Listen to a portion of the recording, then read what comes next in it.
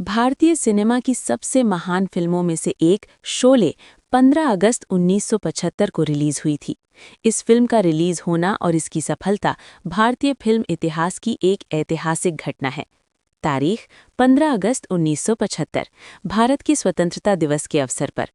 सिनेमाघर, इसका मुख्य प्रीमियर मुंबई के प्रसिद्ध मिनर्वा टॉकीज में हुआ था। फिल्म क्यों रिलीज हुई और ये क्यों खास थी? फिल्म के रिलीज होने के पीछे कोई एक विशिष्ट कारण नहीं था, बल्कि ये निर्देशक रमेश सिप्पी और निर्माता जीपी सिप्पी का साहसिक निर्णय था।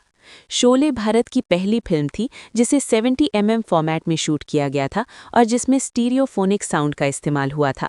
इसका उद्देश्य दर्शकों को हॉलीवुड जैसा भव्य अनुभव देना था। बहुत बड़ा सिनेमैटिक जुआ यानी सिनेमैटिक गैम्बल था। इसके रिलीज होने के मुख्य पहलुओं को हम इस तरह समझ सकते हैं। करी वेस्टर्न, सलीम जावेद की जोड़ी ने इसे अमेरिकी वेस्टर्न फिल्मों और सेवन सामुराई जैसी क्लासिक से प्रेरित होकर लिखा था। उन्होंने डाकुओं की कहानी को एक नए और आधुनिक अंदाज में पेश किया। स्वतंत्रता दिवस का मौका, इसे जानबूझकर 15 अगस्त को रिलीज किया गया ताकि लंबी छुट्टी का लाभ मिल सके और देशभक्ति के माहौल में एक बड़ी एक्शन फिल्म लोगों को आकर्षित करे। इमरजेंसी का दौर, फिल्म उस समय रिलीज हुई जब भारत में इमरजेंसी यानी आपातकाल लागू थी। शुरुआत में सेंसर बोर्ड ने फिल्म के हिंसक अंत यानी जहां ठाकुर गब्बर को मार देता है पर आपत्ति जताई थी, जिसके कारण फिल्म का अंत बदलकर गब्बर की गिरफ्तारी वाला किया गया और फिर इसे रिलीज किया गया। हैरानी की बात यह है कि रिलीज के पहले कुछ दिनों में फिल्म को फ्लॉप माना जा रहा था। आलोचकों ने इसे बहुत लंबी और अजीब फिल्म बताया था, लेकिन कुछ ही हफ्तों में माउथ पब्लिसिटी के जरिए ये इतनी बड़ी हिट हुई कि इसने मुंबई के मिनर्वा थिएटर में लगातार 5 साल चलने का रिकॉर्ड बना दिया।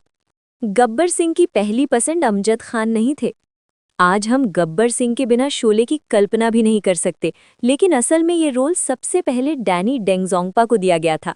डैनी उस समय धर्मात्मा फिल्म की शूटिंग के लिए अफगानिस्तान जा रहे थे, इसलिए उन्होंने मना कर दिया। जब अमजद खान को लिया गया तो पटकथा लेखक सलीम खान को लगा था कि अमजद की आवाज़ गब्बर के रोल के लिए बहुत पतली है। फिल्म की शूटिंग के दौरान धर्मेंद्र और हेमा मालिनी के बीच प्यार परवान चढ़ रहा था।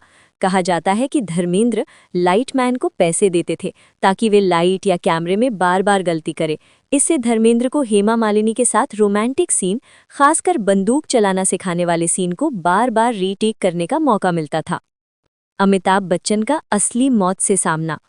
क्लाइमैक्स के दौरान जब धर्मेंद्र लकड़ी का बक्सा खोलकर गोलियां निकालते हैं तो एक सीन में उन्होंने असली गोली चला दी थी। वो गोली अमिताभ बच्चन के कान के बेहद करीब से गुजरी थी। गनीमत रही कि अमिताभ को चोट नहीं आई, वरना फिल्म का अंत और असल जिंदगी दोनों बहुत अलग होती। संजीव कुमार ने हेमा मालिनी को शादी के लिए प्रपोज किया था, जिसे हेमा ने ठुकरा दिया था।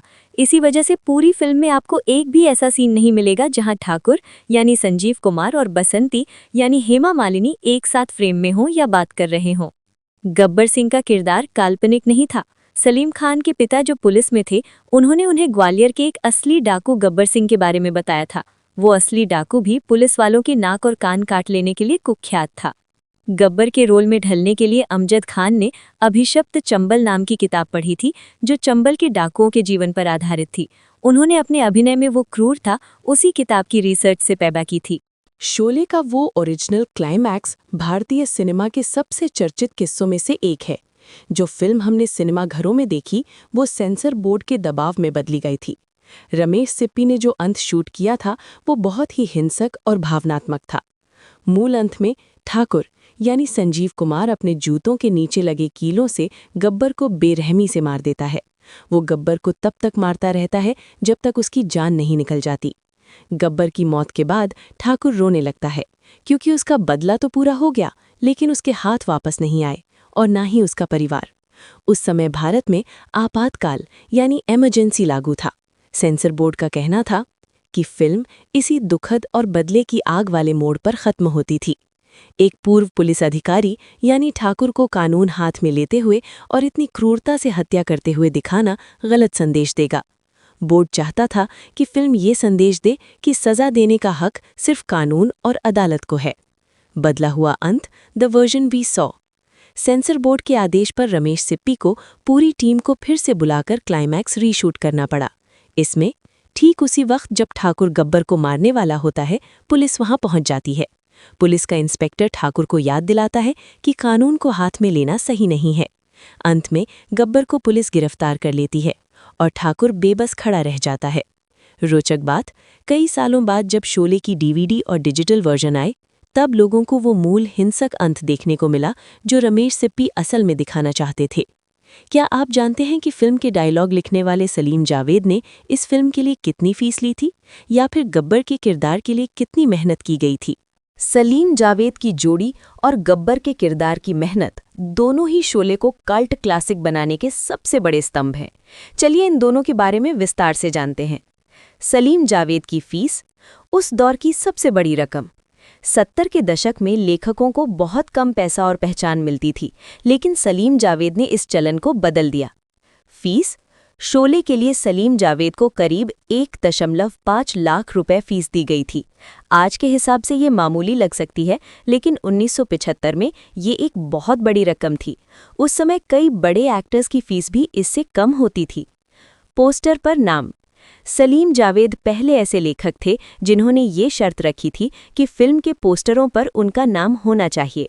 उन्होंने खुद पेंटर किराए पर लिए थे ताकि फिल्म के होर्डिंग्स पर रिटन बाय सलीम जावेद लिखवा सकें। गब्बर के किरदार के लिए अमजद खान की मेहनत। अमजद खान के लिए गब्बर बनना आसान नहीं था। उन्हें रिप्लेस करने की बातें तक चल रही थीं, इसलिए उन्होंने अपनी पूरी जान लगा दी। किताबों से रिसर्च, जैसा कि मैंने पहले बताया, उन्होंने अभिशप्त चंबल किताब पढ़ी ताकि डाकुओं की मानसिकता को समझ सकें। लुक पर काम, गब्बर की वर्दी का रंग और उसकी मैली कुचैली हालत अमजद खान के अपने सुझाव थे। वो चाहते थे कि गब्बर आम डाकुओं की तरह धोती कुर्ता ना पहने, बल्कि एक आर्मी रिजेक्ट जैसा दिखे। खौफनाक हंसी, गब्बर की वो मशहूर हंसी अमजद खान ने खुद विकसित की थी। वो सेट पर घंटों अकेले बैठकर अलग अलग तरीके से हंसने की प्रैक्टिस करते थे ताकि वो हंसी डरावनी और सनकी लगे।